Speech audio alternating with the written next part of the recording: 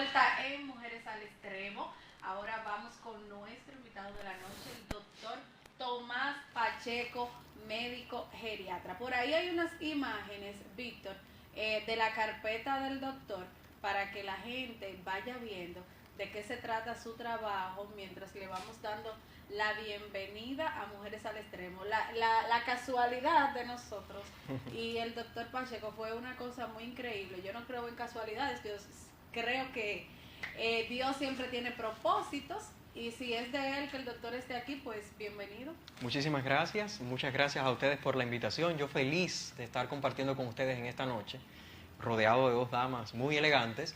Y nada, agradecerle también a los amables televidentes que dedican el tiempo para poder sintonizar este espacio, y esperemos que esta conversación sea muy productiva y sobre todo darle buenas herramientas. Claro que sí, lo prometemos.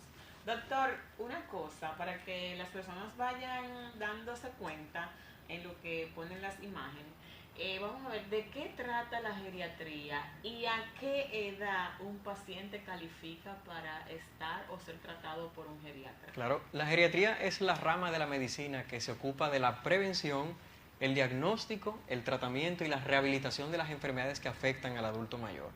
La Organización Mundial de la Salud establece que una persona es adulta mayor cuando ha llegado a los 65 años de edad. Otros hablan de 60 años, igual 60, 65 años es necesario ya desde ese momento una consulta por geriatría. Entonces quiere decir eso que cuando ya una persona tiene esta edad, a partir de los 60 años, pues hay que llevarlo con un experto que específicamente tienen características entonces diferentes. ¿Cuáles serían las características específicas que trata ustedes, los especialistas en esta rama? Lo que sé es que el envejecimiento en la gran mayoría de los casos no llega solo, usualmente llega acompañado de ciertas condiciones o enfermedades. Y es importante mencionar en este punto lo que son los síndromes geriátricos, que son aquellas enfermedades o condiciones que tienen mayor incidencia en la población envejeciente. Y podemos mencionar la polifarmacia, que es consumir más de 3 medicamentos, y casi la gran mayoría de nuestros abuelitos consumen una farmacia temprano, una farmacia en el mediodía y otra en la noche, y eso generalmente tiende a tener ciertas interacciones farmacológicas y tiene repercusiones en su salud.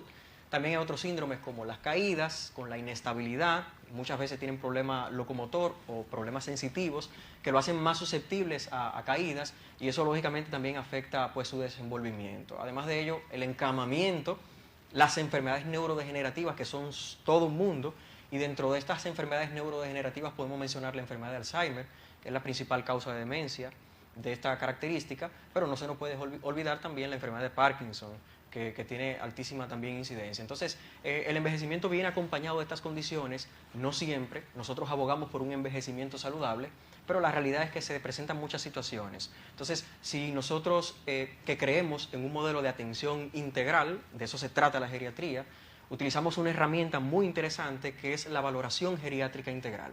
Y somos la única especialidad que evalúa al individuo de una forma holística, porque entendemos que el envejeciente no se trata solamente de una enfermedad, sino que nosotros utilizamos 4 esferas para poder comprender y tratar al envejeciente, que es la esfera clínica, todo lo que tiene que ver con hipertensión, diabetes, trastornos de los colesteroles, otras cosas más. La esfera funcional, o sea, qué tan dependiente o independiente es mi abuelito para caminar, para realizar sus actividades básicas de la vida diaria, sus actividades instrumentales. También la esfera mental, y ahí entra la depresión, la ansiedad, los trastornos del sueño, el insomnio. Y por último, y no menos importante, la esfera social. Y es aquí donde nos interesa saber si esa persona trabaja o no, quién lo mantiene, quién es su cuidador primario, si esos cuidadores están en las condiciones de ser cuidadores, o bien sea de ser cuidados, porque típicamente encontramos un adulto mayor que quien lo cuida es otro adulto mayor que a veces necesita también igual atención, y se pueden dar diferentes situaciones que muchas veces son deleterias para su salud. Doctor, ¿cuáles son las ramas o por cuáles cursos o especialidades tiene que pasar un médico geriatra para poder llegar a ese nivel? Lo primero es que ser médico general. Nosotros orgullosamente somos egresados de la Universidad Central del Este, somos nativos de San Pedro de Macorís. Luego que terminas, pues vas a concurso de residencias médicas. Creo que actualmente hay algunas 10 plazas para esta especialidad en Santiago de los Caballeros y en la capital. Esta especialidad dura 4 años, se puede ir como médico internista, pero también como médico general. Son 2 años de medicina interna y 2 años de geriatría, o sea, dura 4 años la especialidad. Aproximadamente son algunos 8 años de formación para poder comprender al envejeciente desde un punto de vista más general y específico. ¿Te apasiona mucho tratar este tipo de situaciones en los adultos mayores o simplemente cuando tú solicitaste la plaza, caíste ahí específicamente o tú solicitaste esa directamente? Lo solicité, la realidad es que es por concurso. Entonces, digamos que nuestro país tiene un tema con las especialidades médicas. Y es que la gran mayoría de facultativos, de médicos generales, quieren hacer las mismas especialidades. Que si quiero ser médico internista, que quiero ser ginecólogo, que quiero ser cirujano, que quiero ser ortopedista, que quiero ser cardiólogo, que quiero ser aquello. Bueno, sucede que eso está muy bien y siempre hay necesidades y realidades, pero hay necesidades sanitarias. Y ya los países más desarrollados que el nuestro han aplicado un modelo de atención primaria, han aplicado la geriatría como parte del seguimiento a los adultos mayores y han tenido mejores resultados que nosotros. Es que el envejeciente es muy complicado y cuando tuve la oportunidad de concursar y salí agraciado, digamos, con las calificaciones para hacer la especialidad, pues no lo pensamos 2 veces y nos fuimos hacia el Cibao. Allí duramos 4 años en nuestra formación y aquí estamos para servirle a nuestro pueblo y a nuestra región. Qué bueno. Dentro de todo eso, en los centros hospitalarios especialmente, ¿tienen una área para este tipo de atención o diría como detrás de cámara ahorita estábamos hablando, que son los famosos asilos, o directamente usted trabaja en un lugar de esto o usted está en un lugar específico dentro de un hospital? Mire, esta pregunta es muy importantísima y tiene una respuesta técnica que voy a intentar de explicar de la manera más sencilla posible. Y es que en geriatría existen algo que se llaman niveles asistenciales. O sea, la atención al adulto mayor se le puede dar en diferentes lugares. Una unidad de agudos, que ese es el pacientito que va usualmente a una clínica, que va al hospital y que allí lo atienden y que lo internan, pero que después lo mandan para la casa. Pero también están las unidades de pacientes crónicos, que son aquellos que no están en buenas condiciones quizá para irse a su hogar, pero quizás no están tan mal para aún permanecer ingresados. Que el proceso de evolución de esa enfermedad se pueda extender y que no necesitan un personal capacitado que le dé asistencia. Entonces, estas unidades de crónicos actualmente nuestro país no la dispone desde el punto de vista de salud pública. Tenemos los hospicios, los asilos, que tradicionalmente han venido siendo manejados de manera caritativa, usualmente por religiosas, que han hecho un trabajo formidable. Y hoy en día, gracias a Dios, se hacen acompañar por médicos especialistas en geriatría en algunos hospicios y esto ha dado muy buenos beneficios. Pero la realidad es que nuestro país todavía no le ha prestado atención a los envejecientes y eso se da principalmente porque quienes elaboran las políticas públicas a favor de los adultos mayores no son mayores. O sea, los países desarrollados como España, como Estados Unidos, que es de donde viene esta especialidad, han atravesado ya una inversión en su pirámide poblacional. Ellos son más viejos que nosotros, porque la tasa de fertilidad, de natalidad, está en el suelo. Ya las mujeres, la realidad es que antes nuestras abuelas daban a luz 10, 15 muchachos. Y hoy en día, eso es así, hoy en día ya nuestras damas, pues no, primero estudio, primero me organizo, después una familia, voy a tener 2 hijos, si acaso 1, o mejor una mascota. Entonces, eso ha ido incidiendo en que quienes estemos envejezcamos más rápido. Y lo otro es que la accesibilidad a los servicios de salud han aumentado, o sea, hoy en día nosotros vivimos más. Entonces, en estos países han entendido, ellos mismos porque son envejecientes, que tienen que cuidar a los envejecientes. En nuestro país, como la gran mayoría somos jóvenes, que muy bien, que todos estamos muy bien, pues todavía no le hemos dado tanta importancia al tema de la geriatría. Y lo que hemos aprendido a través de la experiencia es que lo más costoso para los servicios de salud son los pacientes crónicos. El paciente crónico gasta más del 70% de los ingresos en los hospitales. Y eso todavía nuestras autoridades no han querido comprenderlo de esa manera. ¿Y cómo usted como médico, de especialista, desde el punto de vista de la geriatría, manejan el tema de la medicación a estos pacientes? Porque somos conscientes de que hay medicamentos que te arreglan una cosa, afectan otra, y más en este tipo de pacientes. Una pregunta también bastante interesante. Aquí como que se leyeron el tema. Hicieron su tarea, sí, parece que se leyeron el tema. La polifarmacia, que la Organización Mundial de la Salud la describe como más de 3 medicamentos al día, es un síndrome geriátrico, es un problema muy frecuente en nuestra población. Nosotros, cuando llegan este paciente que si sufre de la presión, que sufre de diabetes, que sufre de colesterol, pero que eso le causa problemas en el estómago y toma pastillas para el estómago, pero que ya eso no le deja dormir y toma pastillas para dormir, entonces tenemos una farmacia, por eso se llama así, polifarmacia. Utilizamos algunos criterios, sería bueno mencionarse, los criterios Stop and Start, criterios BIRS, que nos ayudan a evitar fármacos potencialmente inadecuados en los adultos mayores. Porque a veces prescribiendo, algunos colegas de la medicina pues indican, bueno, estas son las recetas del cardiólogo, pero estas son las recetas del nefrólogo, pero estas son las recetas del neurólogo. Entonces es necesario como que haya un director de orquesta que dirija realmente el abordaje terapéutico del paciente y que estos medicamentos no vayan a tener interacción farmacológica y que sean lo más noble posible para el anciano. Y de esa función se encarga el geriatra.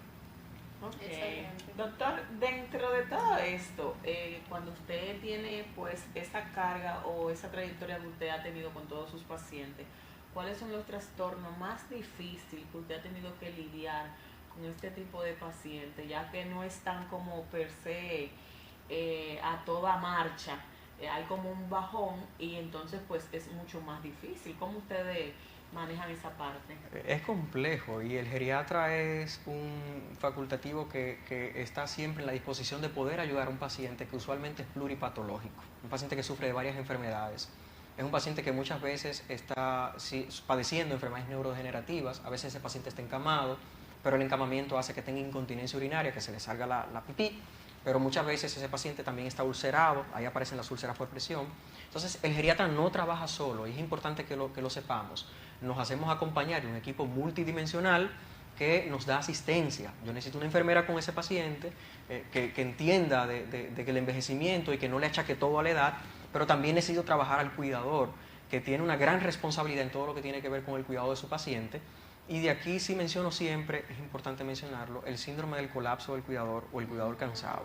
Y es que nosotros podemos tener los mejores servicios, las mejores atenciones, los mejores medicamentos, pero si usted como cuidador de ese adulto mayor está cansado, y es entendible porque usted es un ser humano, pues usualmente quizás usted no va a prestar la misma atención que tomaba al principio. Y lo interesante de los cuidadores es que nosotros que hemos tenido la oportunidad de estudiar todo el contexto de ser un cuidador, es que cuando te toca ser cuidador no es porque tú lo decides, sino porque te tocó. Usualmente son mujeres, usualmente son de edad fértil y tienen que abandonar todos sus planes y todo su proyecto de vida y dedicarse solamente a ser cuidadoras. Y eso realmente que tiene un impacto sobre su salud y por eso nosotros también prestamos atención al cuidador. O sea, me aprendo a cuidar para poder cuidar. Esta es una de las partes más interesantes porque hay un tema con los cuidadores o con los familiares. ¿Cómo ustedes manejan este asunto? Sé que quizás ustedes alivian un poquito más esa carga porque no es fácil. No es fácil y sobre todo cuando hay una pérdida o cuando hay una posible pérdida. ¿Cómo ustedes ayudan a la familia a asumir ese reto? Existen diferentes escalas, pero yo creo que no hay nada más específico que tú visitar el hogar. Por eso dentro de mis servicios están la atención domiciliaria o la consulta domiciliaria, que para mí es una de las preferidas. Es muy distinto el paciente que va al consultorio al paciente que tú evalúas en la casa, porque es otra historia después de la puerta del consultorio. Allí tú te das cuenta si realmente ese paciente, para poder comprar ese medicamento que tú le recetaste, ha tenido que dejar de desayunar. Allí tú te das cuenta si realmente las condiciones del hogar son propicias para poder tener a ese paciente. Y nosotros lo que le aportamos son herramientas y técnicas al cuidador para que desempeñe mejor su función, porque a nadie se le enseña a cuidar. Y lo que hemos aprendido de otros países desarrollados son los grupos de apoyo para los cuidadores. Enseñarte cómo sobrepasar las situaciones de tristeza, de desánimo. Nosotros utilizamos una escala muy interesante, que es la escala de Sarit, que habla de sobrecarga del cuidador. Y cuando nosotros vemos un cuidador muy sobrecargado, muy estresado, muy ajetreado con la salud del adulto mayor, pues intentamos utilizar algunas herramientas, ya sea un cambio en la dinámica del hogar, porque la realidad es que un paciente envejeciente con varias enfermedades encamado, usualmente también altera la dinámica del hogar. Y eso tiene una repercusión en la salud del cuidador. Entonces muchas veces el cuidador termina enfermándose atendiendo a un paciente que ya está en condiciones de que sea atendido de buena manera. Claro, este centro específicamente que estuvimos también comentando ahorita detrás de cámara, y no son como muy frecuentes. Son por qué, es por qué realmente, porque tiene mucho costo, tiene mucho trabajo, o no existen, o sea, no hay la cantidad de especialistas que se dediquen a esta, específicamente como a esta especialidad. Ambas son realidades. Pocas personas se interesan en los envejecientes. Son, para mí, mi mayor amor porque son, digamos, un extremo de la vida vulnerables. Así como el pediatra tiene a los niños, pues el geriatra es para los adultos mayores, porque son extremos de la vida y porque son pacientes muy vulnerables. Entonces, nada, un llamado a todos los médicos generales que quieran concursar para la especialidad de geriatría, pues que se apasionen por la misma.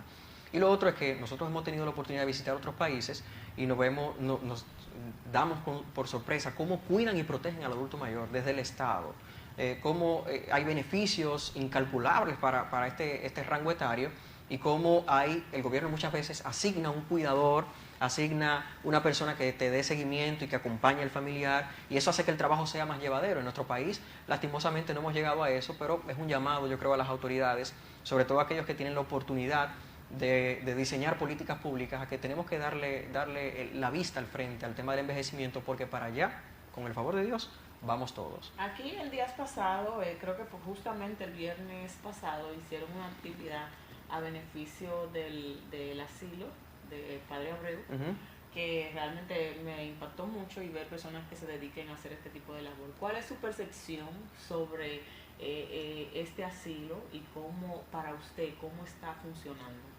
Bueno, la realidad, para serle honesto, es que no he tenido la oportunidad de visitarles. Ya varias personas me han hecho la observación y sí, yo estaría en toda la disposición del mundo, quizás hacer un operativo, porque nada, el paciente de los asilos, de los hospicios, tiene un comportamiento clínico distinto al paciente que está interno, al paciente que está en su casa. Entonces, hay todo un mundo. El adulto mayor puede presentar un sinnúmero de cosas. La incontinencia urinaria, la polifarmacia, el encamamiento, las enfermedades neurodegenerativas. Son tantas las condiciones que hay que prestarle atención, que muchas veces puede hacer que se den en esos centros y que quizás si no hay una persona capacitada para abordar estos temas, pues no se le dé el seguimiento, y eso hace que la calidad de vida sea peor. Me dicen, también no es que lo he visto, que en esos centros pues reciben muchas ayudas, pero siempre hay mucha carencia, porque siempre se está trabajando en este mismo tema para que ellos puedan sobrevivir y tener una calidad mucho mejor de vida. Entonces, ahí entraríamos como que hace falta, ¿qué hace falta para que pueda haber tal vez otro lugar que tenga ese abastecimiento y que esté mucho más completo? ¿Cuáles serían las soluciones más prácticas que se pudieran hacer? Muy interesante esto. Ya por parte del Estado existe algo que ha sido, creo que un logro, pero bueno, aún falta entrarle más ánimo a eso, y es el Consejo Nacional de la Persona Envejeciente, es el CONAPE, que es una institución gubernamental que se encarga de brindar el seguimiento y la ayuda a los adultos mayores. Pero es que si nosotros pensamos de que aproximadamente un 10% de nuestra población sobrepasa los 65 años, estamos hablando de muchas personas envejecientes. Y tenemos que pensar en que la población nuestra actualmente está en ese proceso de inversión de pirámide poblacional. Yo lo que creo que definitivamente hay que destinar más fondos de parte de las instituciones públicas para la atención especial de los adultos mayores. Existe un modelo muy bonito que es el hospital de día, lo utilizan bastante en España, y es el adulto mayor que va como si fuese una guardería, ¿verdad? Como de niños, va temprano al lugar, allí se le da la medicación, se le hace su consulta de geriatría, su consulta por terapia ocupacional, porque, bueno, su consulta por psicología, por si hay un tema emocional también mezclado, y ese paciente regresa después a su hogar. Entonces, como si estuviera interno, pero duerme en su casa, y de día va y se atiende. Entonces, hay muchas herramientas que se pueden utilizar. Yo creo que es cuestión quizás de interesarnos por los adultos mayores. Claro. ¿Cómo ustedes manejan el tema, principalmente con la familia y con el mismo paciente, de un paciente que está ya desahuciado? Es un poquito rústica. Sí, no, pero muy bien, porque una de nuestras especialidades, junto con la geriatría, son los cuidados paliativos, que son las atenciones que recibe un paciente cuando ha sido diagnosticado con una enfermedad incurable, pero tratable, y que muchas veces está avanzando día a día esa enfermedad y se llega al final de la vida. Pues es importantísimo saber que los cuidados paliativos son la única rama, yo creo que de la medicina, junto con la geriatría, que una vez el paciente ha fallecido, aún continúa dándole seguimiento al familiar para identificar factores de riesgo para duelo patológico. Y el duelo patológico es una realidad que nosotros no podemos ocultar. Existe un duelo, digamos, postergado. Los familiares pueden, en el mismo ecosistema del hogar, en la misma dinámica del hogar, tú te puedes dar cuenta si esa persona tiene factores de riesgo para desarrollar un duelo patológico. Cuando a veces fallece una persona y tú la recuerdas, aunque te salgan lágrimas, pero la recuerdas con agrado, con alegría, pues se entiende que tú has superado esa situación. Pero si aún así tú caes, no te puedes reincorporar a tus actividades laborales o estudiantiles, pues se entiende que probablemente tú estás cursando con un duelo patológico. Eso ya, digamos, pasados los 6 meses del fallecimiento. Entonces, hay muchas cosas que uno tiene que tomar en cuenta. Nosotros trabajamos muy de la mano con el familiar. El familiar tiene un peso enorme en la atención del paciente. Y por eso muchas veces es que quien a veces termina siendo perjudicado. Porque pasa que el familiar se dedica 10 años a cuidar a su paciente, el paciente fallece y el familiar tiene que reiniciar su vida. Y eso es empezar desde cero. Y eso es un reto enorme, sobre todo cuando son personas jóvenes que han detenido los estudios, que han detenido el trabajo para poder quizás atender a su paciente. Ya casi para finalizar, doctor, ¿qué caso específicamente dentro de todo eso que usted ha vivido le ha dejado a usted como ese mal sabor de que tal vez pudo haber hecho algo mucho más allá y que le haya dejado a usted como esa sombra? Bueno, hay tantas historias. Quienes han hecho especialidades, algunos colegas saben que en la residencia se ve absolutamente de todo. Pero siempre me gusta hacer la historia de aquella señora que yo evalué por emergencia y que estaba en relativas buenas condiciones de salud. Bueno, tenía un proceso infeccioso pulmonar, una neumonía, y yo entiendo que se podía manejar de forma ambulatoria, se puede ir para la casa con un tratamiento. Y recuerdo el familiar acercándose para decirme, doctor, ¿y usted la piensa despachar? Y yo, sí, pues ella está muy bien, realmente no tiene criterios para quedarse ingresada. Y me dijo, venga, que yo quiero hablar con usted. Y hablando conmigo se le salieron 2 lágrimas. Y me dice, no, doctor, por favor, déjela interna. Y yo, pero dígame, ¿qué pasa? Y me dice, no, yo estoy cansado, estoy agotado. Mi hermano no me ayuda. Esa es la historia de siempre y es una realidad. Mi esposa me va a botar porque no estoy durmiendo en la casa. Y ya yo, sin querer, estoy aborreciendo a mi familia porque está fatigado, está cansado. Y tuve esa noche que quedarme interno por la paciente, sin necesidad. Pero para que el familiar pudiese descansar y tuviera ese chance de poder restablecerse. Claro, claro que sí. Dentro de todas las cosas ya que usted puede agregarle para que las personas, redes sociales, dónde pueden conseguirlo, contactarlo, Sí. y dónde específicamente usted trabaja, que dé este servicio para todas aquellas personas que esté viendo esto, pues pueda decir, tengo la oportunidad de llevar a mi padre, a mi abuelo, a mi bisabuelo a hacerle una consulta mucho más especializada. O que el doctor pueda ir a la casa. A la Exacto. casa. Bueno, para las consultas domiciliarias, 809-313-4886. 809-313-4886. En Instagram estamos como doctor.tomaspacheco. Allí me pueden seguir, hay cantidad de consejos, muchas informaciones para que usted como cuidador pueda tener las mejores herramientas para hacer esta función tan importante y también usted como paciente. Estamos actualmente haciendo visitas domiciliarias de lunes a viernes. En la mañana, de lunes a viernes también, en horario de la mañana y en horario de la tarde, estamos actualmente en el Centro Médico del Central Romana y los sábados en Diabep, en San Pedro de Macorís. Ok, muy interesante, señores. De verdad que agradecido con todas estas informaciones. ¿Algo más que quiera agregar? Tiene 1 minuto, 30 segundos. Un minuto, solamente. Bueno, yo abogo mucho por el envejecimiento saludable, tratar de llegar a envejecientes, pero en las mejores condiciones posibles. Actividad física, por lo menos 30 minutos diarios, una buena alimentación bien balanceada, alejarnos de las grasas, de los azúcares, de las sales y sobre todo mantener la mente muy activa, porque creo mucho en la rehabilitación cognitiva, en el entrenamiento cognitivo, y mientras más pegados a los teléfonos estamos, pues nuestra mente se va atrofiando más. Entonces, vamos a un envejecimiento saludable. Las vacunas son tan importantes en los niños como en nuestros adultos mayores, para enfermarnos menos. Entonces, estamos 100% a las órdenes y nada, espero las consultas. Claro que sí, muchísimas gracias, doctor. De verdad que complacido, satisfecho en todas las informaciones claras, muy puntuales, así es que esperemos que tener una próxima oportunidad de seguir compartiendo, porque son temas muy específicos que la población debe de tener muy claro. Gracias, doctor Un Tomás placer. Pacheco. A ustedes en casita, feliz